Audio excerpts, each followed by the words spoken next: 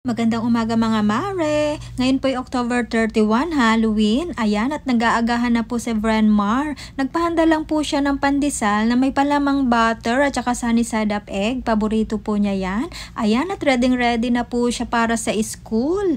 Kaya lang, meron pa po tayong pupuntahang first client. Kaya ang mangyayari ay sa school ko na lang siya tatagpuin para ma-video ko naman. Ayan, at tapos na po tayo sa first client natin. Ilagyan lang po natin siya ng eye drops at saka compression ni stocking. Mabuti na nga lamang at may scooter tayo para mabilis. Ayan, at nandito na po tayo sa school. Salamat naman at inabutan pa natin sa Vrenmar. Aba, ay nakakatuwa naman at ang kanyang best friend ay firefighter din ang costume. Parang BFF na nga po sila dahil JK pa po sila, SK, at ngayon ay grade 1, magkaklase pa rin sila. Isa yan sa mga hinihintay ng mga bata, ang maisuot ang kanilang costume during Halloween. Nakakatuwa naman silang pagmasdan sa kanilang mga iba't ibang costume. Ang cute nila.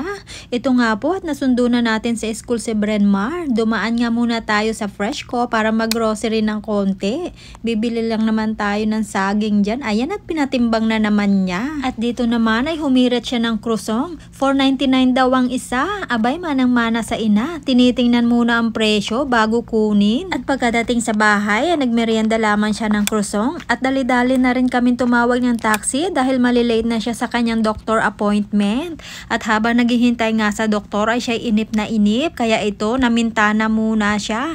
At tuwan-tuwa siya pag nakikita niya itong labas dahil may street car.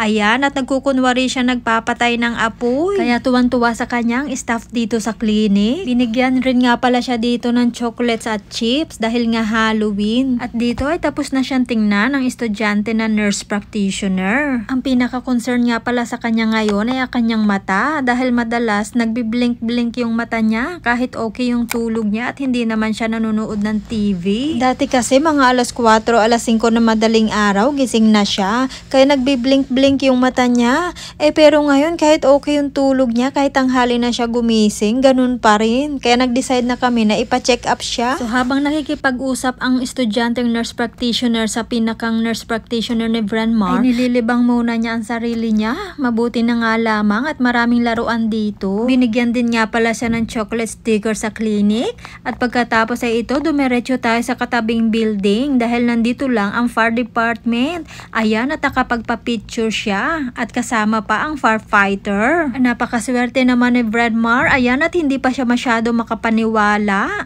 Ayan na naman, binigyan na naman siya ng treat at binigyan din nga pala siya ng sticker na may nakasulat na junior firefighter dinikit sa kanyang costume. Nagbas na nga lamang tayo papunta sa train station dahil gustong-gusto niya makasakay ng train. Sobrang busy nga naman ang hapon na to mga mare dahil pag uwi namin sa bahay ay kukunin ko lang ang scooter at pupunta naman ako sa dalawa ko pang client. Gusto ko sana kumain si Vrenmar habang hinihintay niya ako bago kami pumunta sa trick or treating. Kaya lang sobrang excited niya, hindi mapakain. At eto na mga mare, ang una namin pinuntahan ay ang bahay ng dati kong employer. Dahil gustong-gusto talaga ni Vrenmar pumunta doon lagi. Grabe, talagang takbo-takbo siya dyan dahil sobrang excited niyang makita yung dati kong inalagaan. Ayan, nakakatuwa naman sila. Isang banana at isang firefighter. 3 taon na nga pala sila nagsasama sa trick or treating. Noong unang taon ay Blippi ang costume niya at si Jazz naman ay grapes. Tapos noong pangalawang taon ay firefighter at si Jazz naman ay Dracula. At ngayon firefighter nga uli si Vren dahil malaki pa sa kanya yung costume na yan. Malamang next year yan uli. Okay lang naman hanggat gusto niyang suotin. Napakabait naman ni Jazz dahil sinamahan niya si Vren na makipag-trick or treating dito sa neighborhood bago siya sumama sa mga kaibigan niya. Ang gusto pa sana ni Vrenmar ay mag-play sila ng hide and seek pagkatapos ng trick or treating. Pagkatapos nitong trick or treating nila ay pauwi na rin sana kami. Kaya lang niyaya niyang mag-play ng hide and seek ang tatay ni Jazz. Kaya hinintay ko pa silang matapos. At yun nga sana pauwi na uli kami. Ay gusto pa niyang pumunta sa ibang mga bahay dito sa Cabbage Town. Kaya ito po samantalahin na natin. Ang dami nagtitrick or treating dito sa Cabbage Town. Yung iba talagang pila-pila. Baga alas 8 na po ng gabi kaya pauwi na rin kami. Kaya lang napagod siya kaya sabi niya magpahinga muna tayo. Actually, nakadalawang pahinga po siya. At ito, andito na po tayo sa bahay. Tingnan po natin kung maraming nakuhang candies at chocolate si Vrenmar. Hindi naman po niya yung lahat kakainin. Natutuwa lang po siya. Parang collection po ba? Nilalagay niya sa box. Tsaka binabasa muna niya bago kainin dahil allergy po siya sa nuts. Ay, naalala ko tuloy noong 2 years ago after ng trick or treating, pag uwi sa bahay, kinain yung isang chocolate na maliit. Eh, hindi ko na nabasa. Ayun pala, may nuts. Tapos nung alas 2 na madaling araw, nagtaka ako kasi pakilos-kilos siya. Yung pala may mga rashes na. Ay, ayan. Marami rin pala nakuhan chocolate si Vrenmar.